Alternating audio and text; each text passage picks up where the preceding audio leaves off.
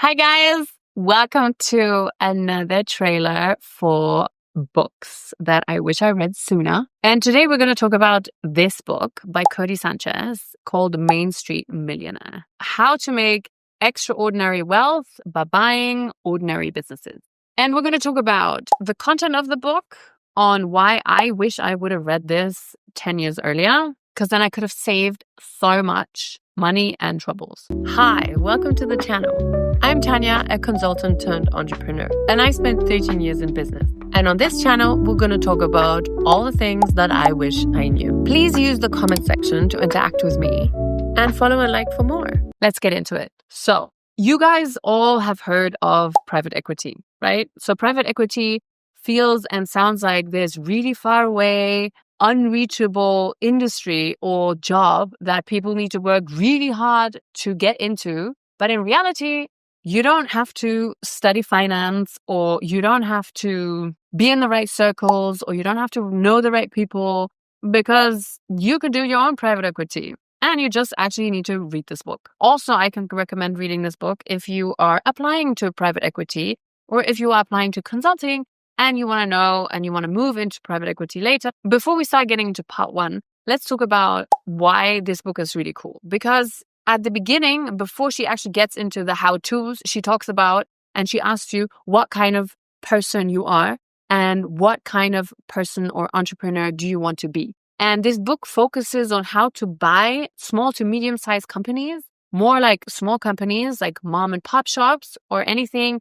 that is in your town that is run by, a simple entrepreneur who doesn't really have such great ambitions to, buy up all the, for example, laundromats of the city, and create a chain out of it, and how to buy boring businesses and really make them into something really profitable, and how to scale them and how to create a chain out of it also. And also she aligns the expectation of what it means to be an entrepreneur and what it means to be a specific entrepreneur, like in this book. This book doesn't teach you how to be an entrepreneur in terms of how to create the next unicorn startup on some tech product or fintech or whatever. It also doesn't teach you how to, start your own business.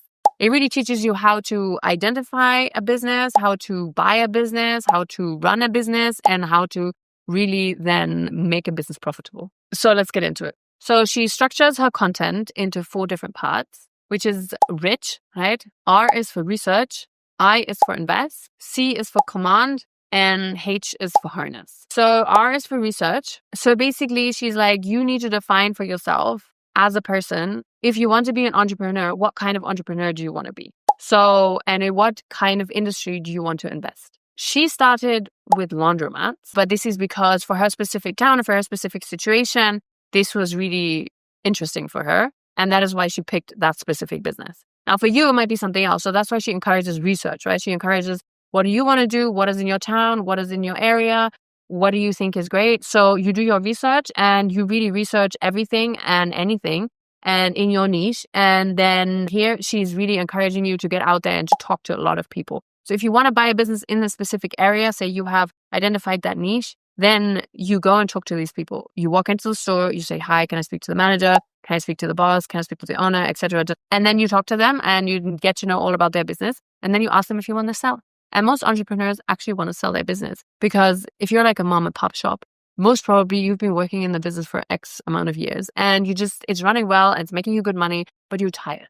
But usually you don't put a for sale sign in your window, in your store window, right? So usually it's like, if the opportunity presents itself, you would be inclined to sell. And then you evaluate, the essentials, and you assess your boring business. This is all about DD, right? Due diligence, and she gives you frameworks, and she really teaches you, okay, what do you need to look at, and the profitability, the cash flow, what you really need to keep an eye out for, if you then want to buy that business. So I is for invest. So this is where you basically pick your investments and where you prepare the documents. What do you need to look out for? So she has frameworks, how to structure your details, what people you also need to have on board, because you can't do everything yourself, right? So you need a lawyer, you need an accountant.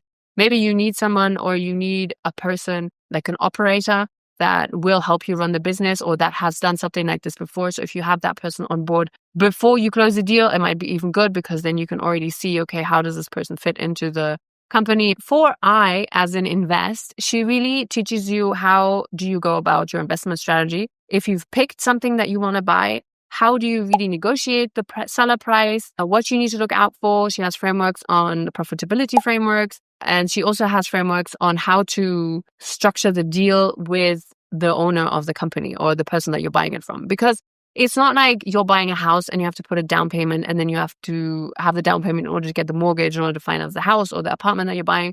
It is basically you can buy a business, and if you've understood the business and how it's run and operated, or at least on a high level, or if you've understood the potential and what you can invest into that business, for example, marketing or creating a good website, etc., then how to elevate that business and how to bring it to the next level and really see what potential revenues you can get out of that business.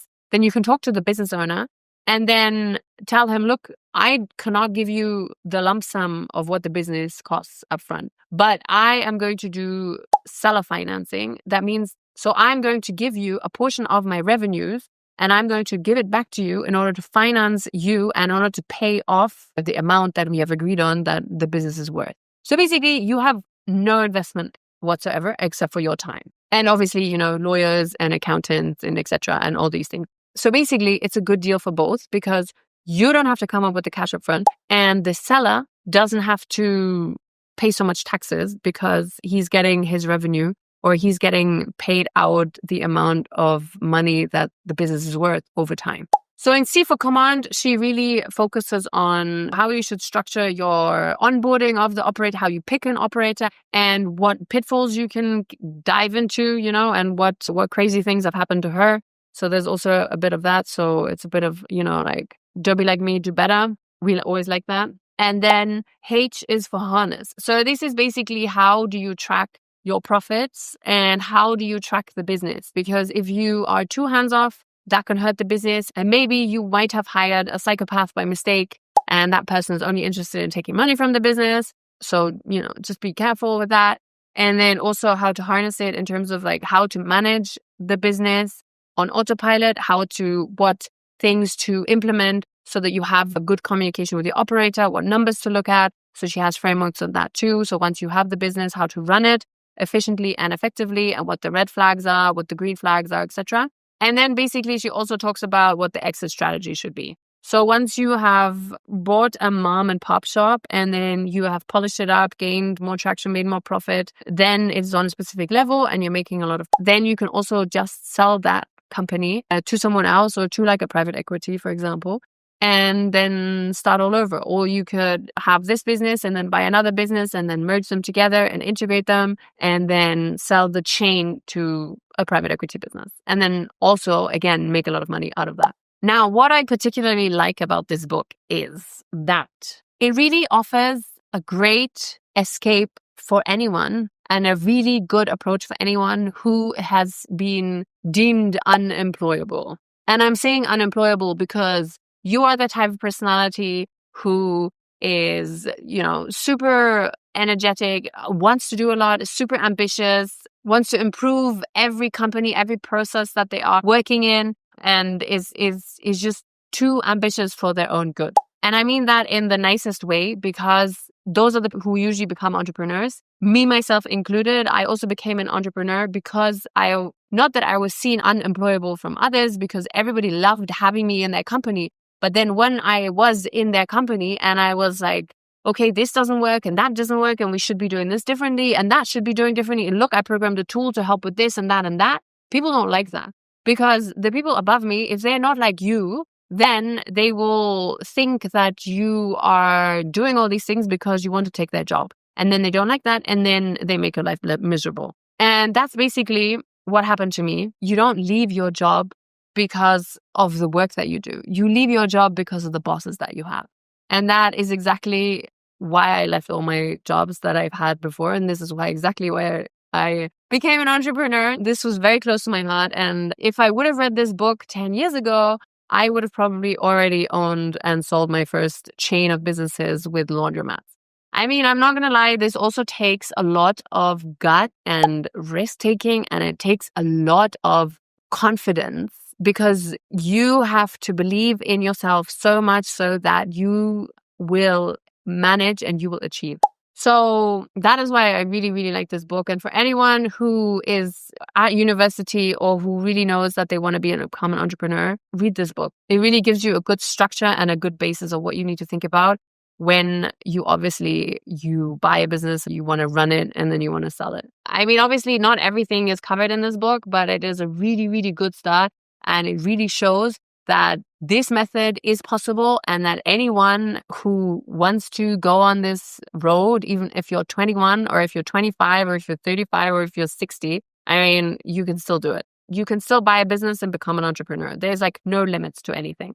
So that is why I wish I read this book earlier. I can only recommend it. And I'm the type of friend who speaks to people and speak to my friends. And I'm like, oh, have you read this book? And then this is me. So this is why I'm doing this channel, basically, because I love business books and I want to promote them. And I want to give you guys an insight of the book before having to read it to see if this is really something that you should be reading, or maybe it's not even that 100% interesting. If you have any other business books that you want me to read and comment on, then please let me know in the description below. And then I will do that for you. And based on my real life experience, I will always give you my real commentary on it. And this book is something that I can really recommend. All right, guys, I hope this helped. Let me know. Kisses. Bye.